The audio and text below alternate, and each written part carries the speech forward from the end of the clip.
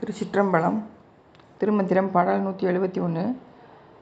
மகிழ்கின்ற செல்வமும் மாடும் உடனே கவிழ்கின்ற நீர்மிசை செல்லும் களம்போல் அவிழ்கின்ற ஆக்கைக்கோர் வீடு பேராக சிமிழொன்று வைத்தமை தேர்ந்தறியாரே. இந்த கடல் மேலே போகக்கூடிய மரக்களமானது எந்த நேரம் கவிழுமோ அப்படிங்கிறது தெரியாது.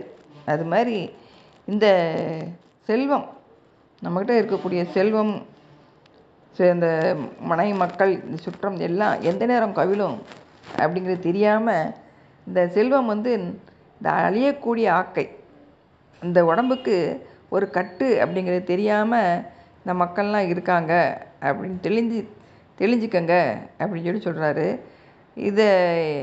இதையே நம்ம சித்தியாரில்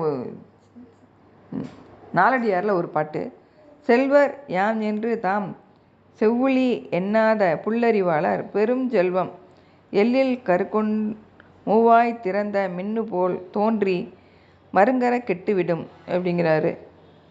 இந்த செல்வம் நம்மக்கிட்ட இருக்குது அப்படின்னு, அந்த செல்வத்தால் நம்ம நினச்சதெல்லாம் சாதிச்சிடலாம் அப்படின்னு இருக்கக்கூடிய அந்த புல்லறிவாளர், அந்த செல்வ செருக்குடையவங்களுக்கு அந்த செல்வம் எப்படிப்பட்டது அப்படின்றத சொல்கிறாரு. கருக்கொண்டு மூவாய் திறந்து மின்னு போல், அந்த வானத்தில் கருமையான மேகத்துக்கு இடையில அதனுடைய வாயை திறந்து மின்னக்கூடிய அந்த மின்னல் போல் ஒரு நொடியில் மறைஞ்சிரும்.